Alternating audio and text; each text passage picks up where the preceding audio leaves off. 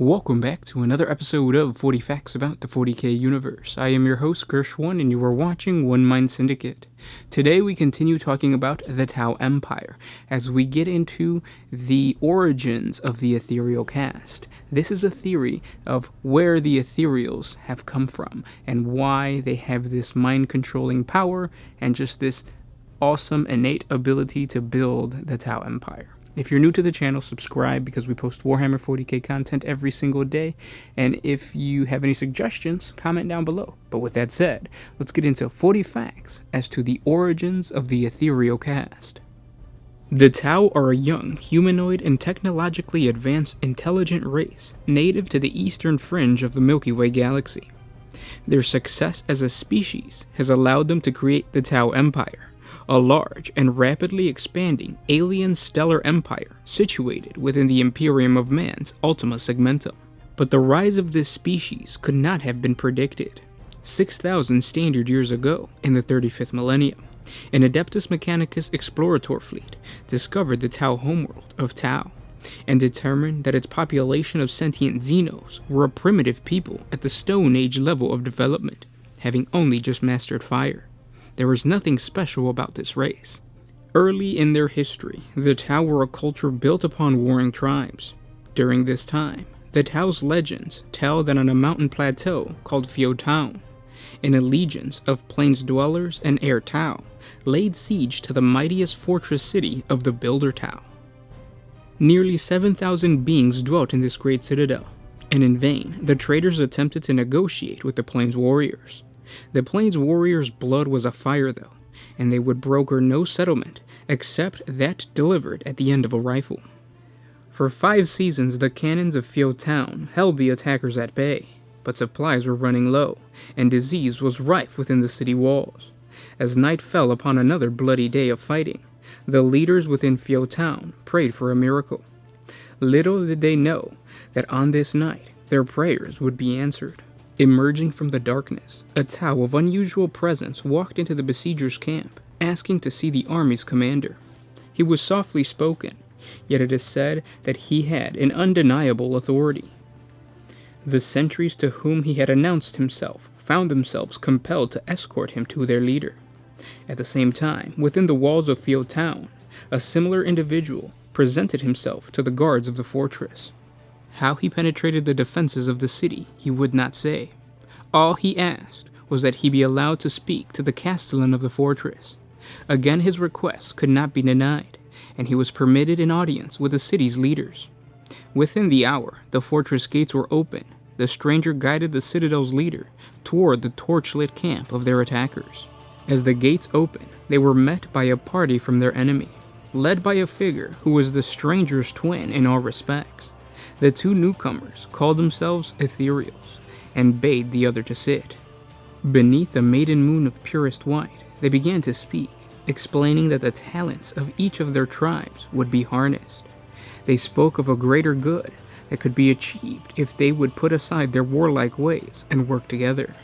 The 2 strangers talked through the night, their words carrying great power, and as the sun crested the horizon, a truce had been agreed between the warring factions. These Tau that miraculously ended the conflict would later be recognized as Ethereals. Phio Town was just the beginning. Soon more of the Ethereals emerged, and the message of peace and the greater good began to spread to every corner of the globe of the Tau. The battle slowly dying out as the new philosophy took hold. Within the space of a solar year, the wars were over, and the Tau flourished like never before.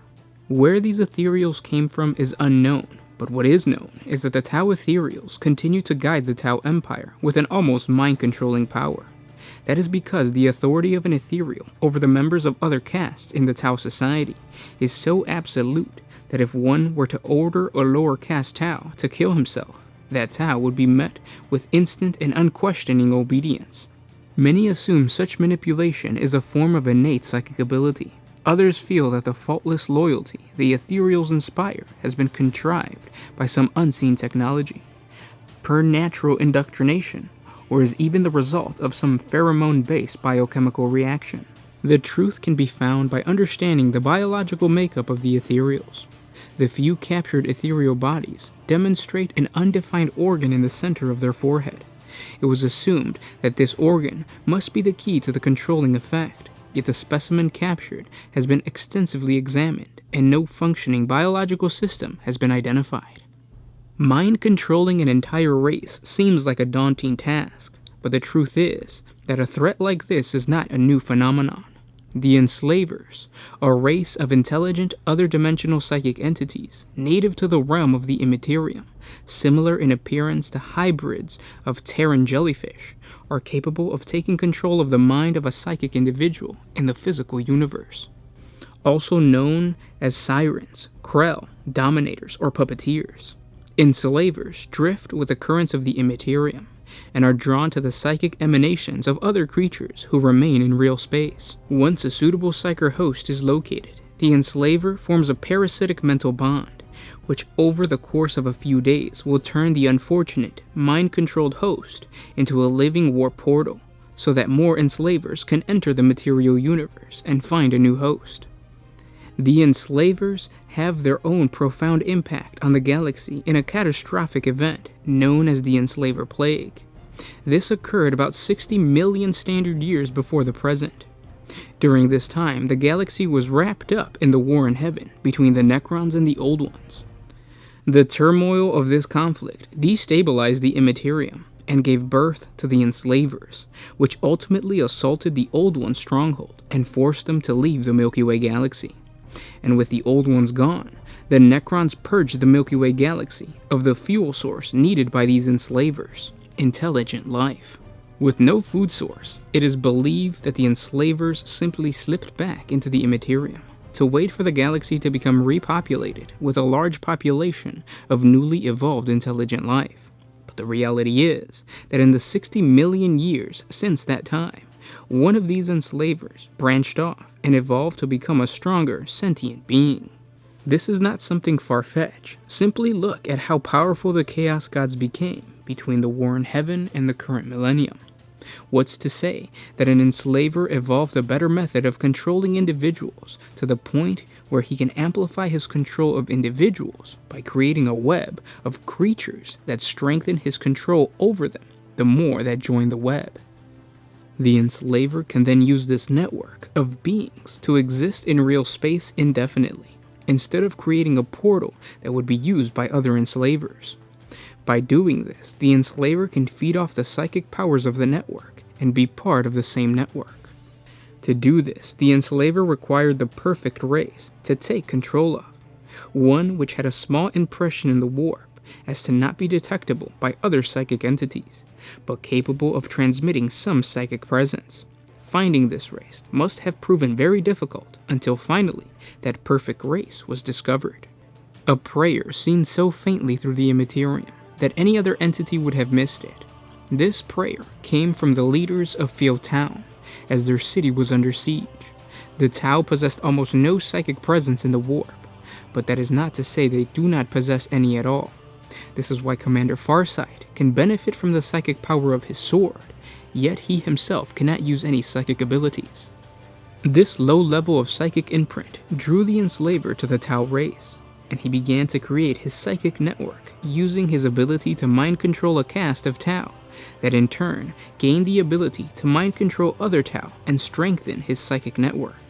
This explains how Tau Ethereals have an almost mind-controlling power over other castes. Only the Ethereal caste has the ability of this mind control, because only their caste has a large enough psychic sensory gland that can be used by the enslaver to take complete control. Other Tau castes do not possess this gland. It's not strong enough to maintain a constant connection. This isn't a bad deal for the Tau race either, because the enslaver wants nothing more than to grow his psychic network, and thus he values the life of every Tau. Hence why the Ethereals preach unity for the greater good. This unity does not stop with the Tau race. As the Tau Empire expanded, the enslaver, via the Ethereal caste, pushed the agenda to bring in other races into the Tau Empire to grow his psychic network. That's why the Tau Empire is one of the very few races that accepts other races into their empire.